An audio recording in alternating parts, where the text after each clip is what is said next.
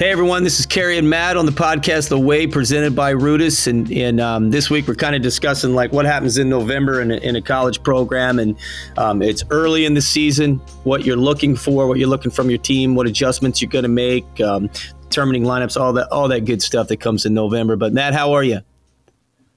I'm doing really good. Good. How's you guys had the week off last week, right? What are you guys jumping into this week? Yeah. So last week was we were off, and it's going to be Navy coming up here is what we have.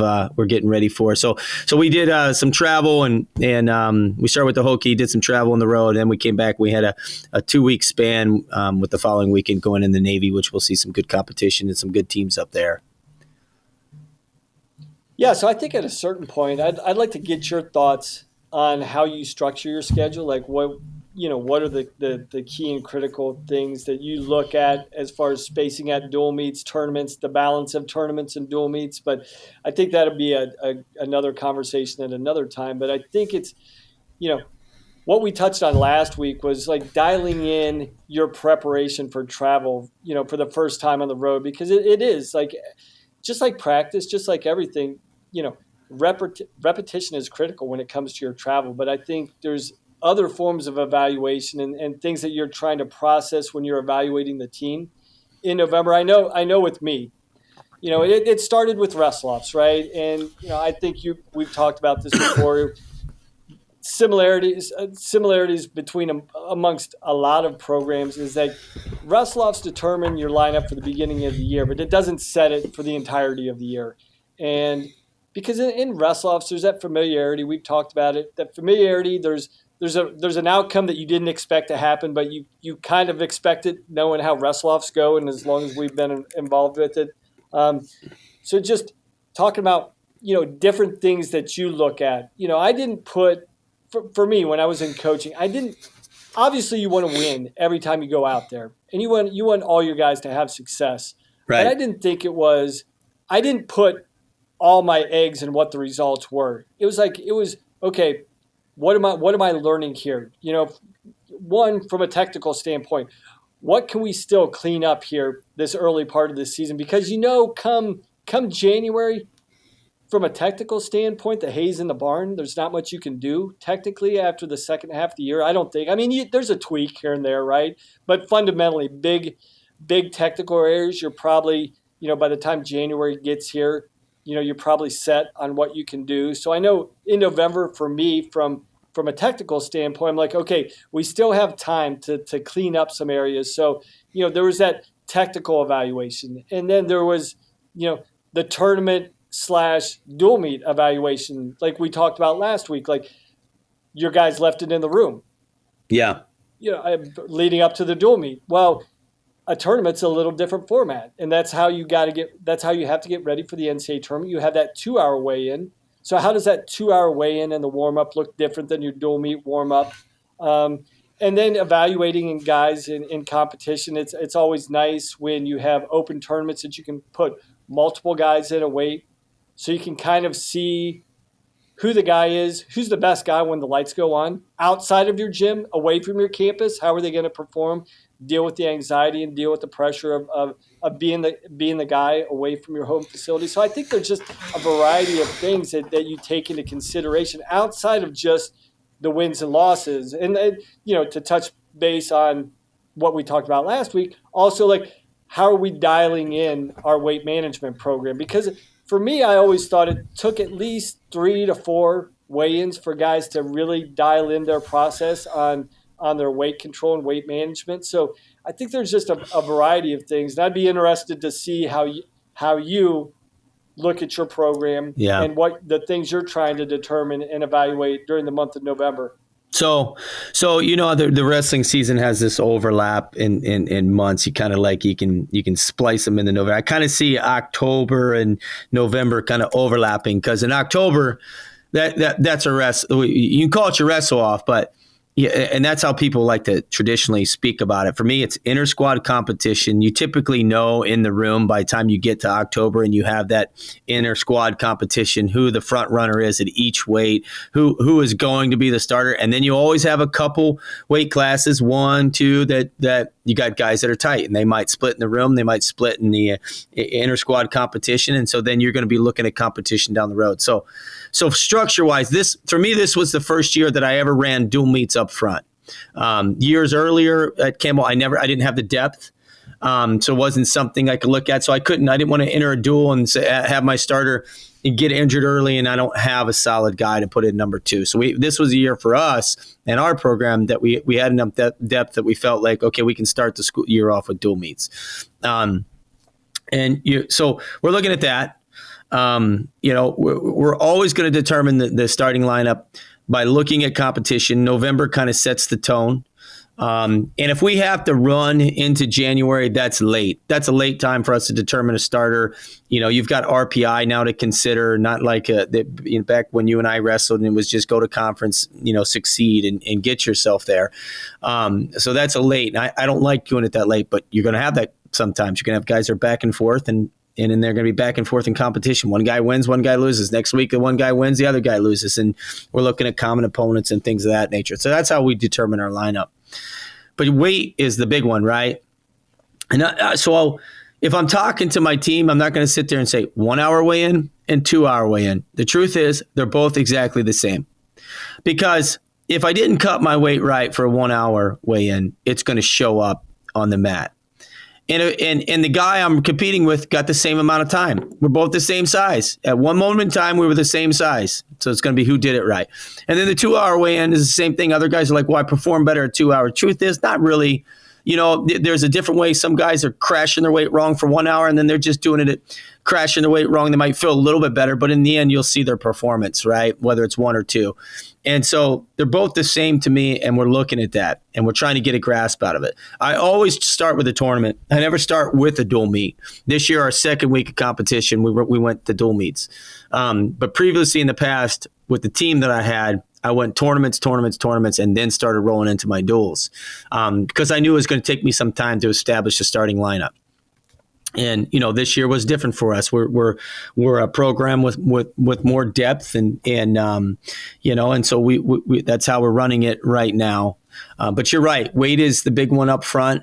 But I start the weight up early as much as I can. But every team, I promise you, has one guy who tells you he's doing it right, but I'm not holding his hand when he goes to bed. I don't know if he's waking up at 10 p.m. and eating a bag of potato chips. He shouldn't be, but I promise you almost every team has that, and you find that out when you enter those competitions. But that's how I set my schedule up front. And then in the course of November, I'm looking for team airs. That's what I'm looking for. The coaching staff is watching their guys and looking for that individual mistake. And then we're also trying to find what's the team error. Are we not doing a good job defending a single leg on the mat? Are we doing a good job getting in the hole when we're getting tangled up? And now with the new rule, we drilled a lot of, hey, you don't have to finish the shot. You just got to put the guy in danger and get that referee counting 1, 2. You're going to cause that. So we're looking for that kind of stuff as a team, and then the assistants are looking for their individual mistakes. Yeah, I think that's kind of a commonly overlooked thing is like mat awareness, right? And people say it different ways. Mat awareness, wrestling IQ, different things like wrestling on the edge, right? Wrestling through situations, things that I know that you're reinforcing every day in the room. You're talking about these things, you're addressing it before practice, while you're in practice, but then when you get in the heat of competition, it takes a while for those guys to transfer the things that you're communicating in the room about mat awareness, mat IQ, mat situational awareness, and then actually being able to execute it in competition. And I think that's the biggest thing is like, there's always that carryover, like guys, we're seeing it in the room every day, but where are we missing the boat between the practice room and the competition arena? Because we know we're capable of it. What do we have to do to make that transition and to make that jump into the live thing and the real deal? Yeah. And that, I think, as much as you say it, guys need that real life repetition, right? They need Yeah. that match pressure. They need to see that physical clock for the first time. They need to, you know, have that ref, you know, evaluating the wrestling Yeah. action and interacting with the guys during the match. Those are all different things that after, I know most guys compete throughout the summer and spring, but a lot of these guys, let's be honest, you have a big break in Yeah. competition. So you've got to refamiliarize yourself with the heightened awareness that goes into wrestling a match and having the wherewithal and the the calm focused mentality to be able to execute those positional areas that you talk about in the room, and then making sure you're hitting those things at a high rate in competition as well. Right. Right. And like for us, when I looked at it as a team, I felt like our offense wasn't. We didn't. I was talking to it's important that you always have a good staff, right? Because you have a perception of seeing things, and I think we all kind of tend to kind of look at things the way we did things, and that's why it's important to have good sounding boards around you, because you need all those different perspectives, and we were sitting there, and Mike Evans said, because you know what, I think we're not doing enough in the practice room, coach. And I'm like, what? And he's like, chaining. We're not chaining. I said, you know what? Now you say it. I see it, Mike. We're too much one shot wonders. We're shooting for the single. If we don't get it, we're not having a number two. And so right now, and the way I feel like we bring out our offense is to get better at our defense, because I feel like if a guy's always a little hesitant and a guy's faking us, and I see a guy overreact a little bit because he's afraid of a guy getting to you. Well, guys are going to get to your legs. It's wrestling. In fact, you might lose a takedown. And so we've really been working on pressuring more and getting more comfortable when a guy's in on our legs, understanding you can stop the single, you can stop the high C, get your offense going, stop worrying about protecting yourself so much. And so on the mental side of training these guys, that's the aspect I saw in this November of competition. And then I think that fixes us, getting our offense going. And that's why it's important. Your staff is always looking. I always say I want guys on my staff who I know someday want to be a head coach, or they're diehard into it. And I feel very lucky that that's the kind of guys I have. I think they want to be head coaches, and then they're into it. And if they got an opinion, they're going to put it out there, and they're going to go with it. And so that's what we've been fortunate with. But that's what I saw this month with our team. Yeah, and then it's continuing to dial in those things. Yes. Week after week, month after month, and just driving up into your peaking phase. So I think all this stuff, critical evaluation of your program, just in the nuanced areas, I think is hyper critical. Yes. To putting all the pieces together, throughout the year to make that run, that big push towards March. So right. Yeah, I think this is great. Evaluating and breaking things down, because I think we could probably extend this conversation, Carrie, into okay, what are we looking at in November, December, January, February?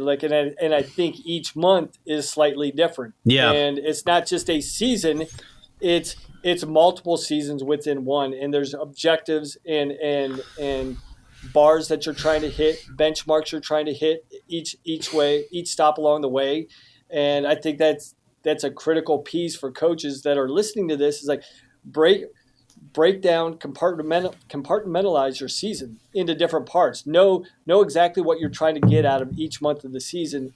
Why is it logical? Why does it make sense? And why are you doing what you're doing? And the more you can ask yourself those questions, understand those questions, and answer those questions, the better you're going to be as a coaching staff, and the better prepared your guys are going to have for success throughout the year. Right. Absolutely. Well, that's I think we end it there, Matt, and we come back next week, man, and we just keep on breaking it down.